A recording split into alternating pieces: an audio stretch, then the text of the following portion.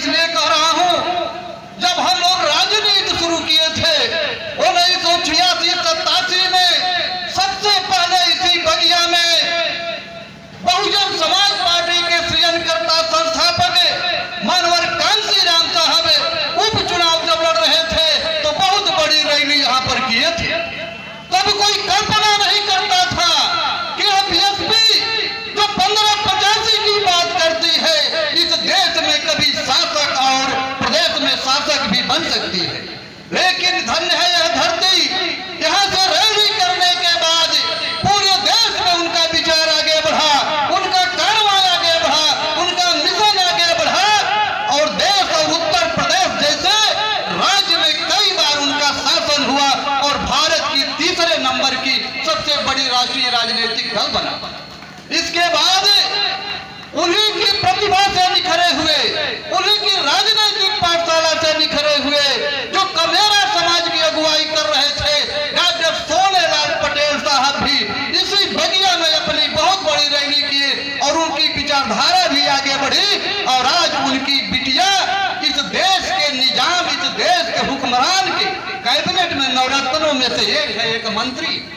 आप जानते हैं भाई, डॉक्टर अनिरुद्ध कुशवाहा जी बुद्ध महोत्सव मनाने का काम इस बगिया में शुरू किए, तो आज आप देख रहे हैं कि कोरांव के ज्यादातर गांवों में बुद्ध महोत्सव का कार्यक्रम हो रहा है।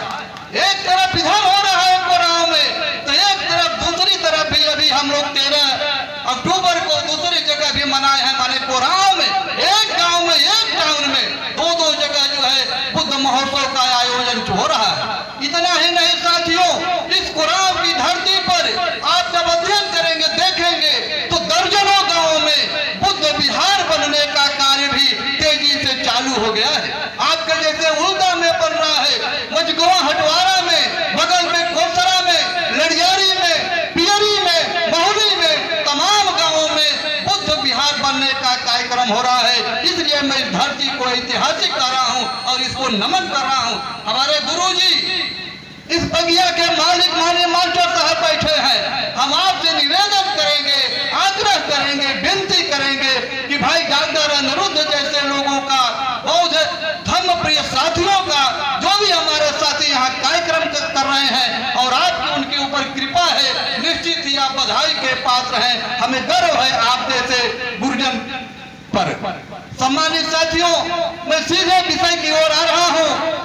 सभी संतों, गुरुओं, महापुरुषों को नमन करते हुए परम श्रद्धेय भंते गणे मंच पर सभी हमारे सम्मानित वक्ता साथी श्रीमती अनुपा बौद्ध भी, आदिवासी जी भी जो अपनी विचार को रख चुकी हैं, भाई डॉक्टर साहब रखे, हमारे डॉक्टर अर्जुन कुशवाहा जी जो कि लेक्चरर हैं, विद्वान साथी हैं, अपनी बात ऐतिहासिक विस्तार से रखे।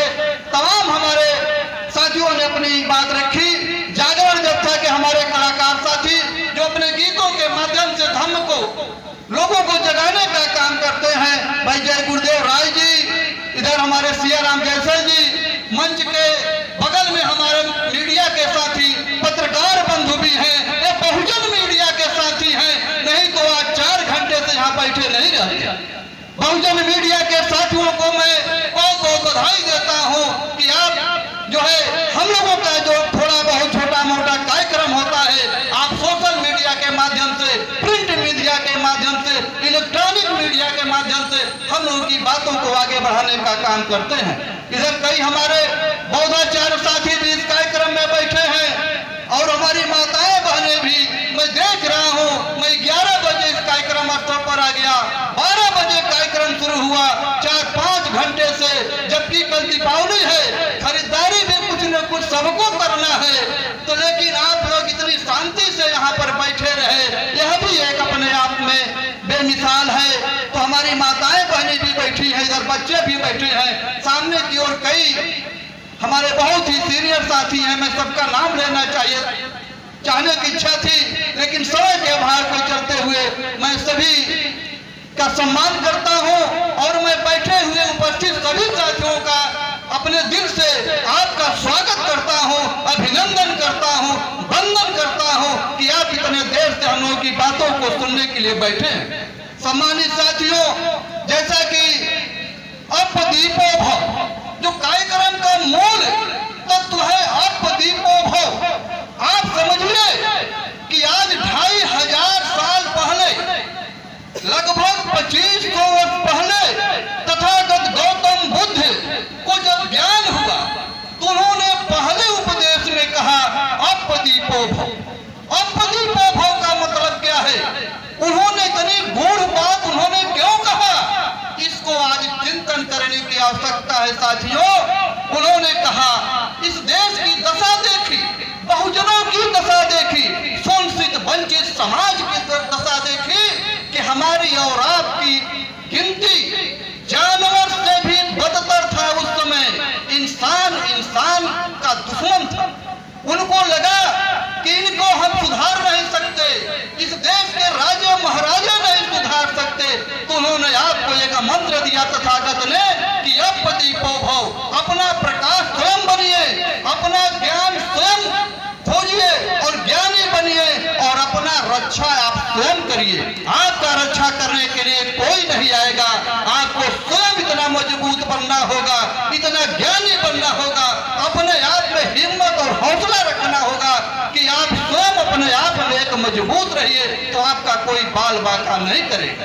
इसी बात को साथियों, ठीक इसी बात को भारतीय संविधान निर्माता, जिन्होंने तमाम दुनिया के बहुत बड़े विद्वान थे, जहां तक लोग बताते हैं कि मार्क्स और लेनिन के बाद अगर तीसरे नंबर का विद्वान कोई इस धरती पर हुआ, इस ब्रह्मांड में हुआ, तो डॉक्टर B.R. अम्बेडकर थे, जिनको अमेरिका के कोलंबिया विश्वविद्यालय में उनकी मूर्ति लगा करके सिंबल ऑफ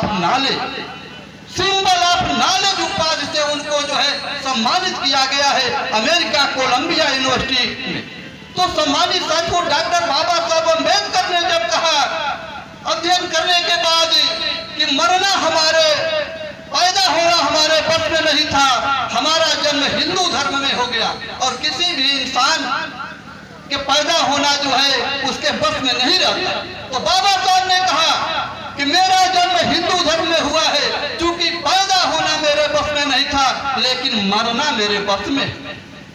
उन्होंने कहा कि मरना मेरे बस में है और उन्होंने हिंदू धर्म की कुरीतियों से, इसमें जो ढोंग है, पाखंड है, नीच है, ऊंच है, छूत है, अछूत है, नफरत है, उसको त्याग करके उन्होंने धर्म की दीक्षा ली। और आप सोचिए 1930 में नहीं, 1956 में 14 अक्टूबर 1956 को जब बाबा साहब डॉक्टर अम्बेडकर ने महाराष्ट्र की धर्म भूमि पर धर्म की दीक्षा ली, उस समय भारत की आबादी लगभग 30 करोड़ थी। 30 करोड़ की आबादी में लगभग 5 लाख अनुयायियों के साथ बाबा साहब अम्बेडकर ने धर्म की दीक्षा नागपुर की धरती पर ली। उन्होंने बौद्ध धर्म ग्रहण किया।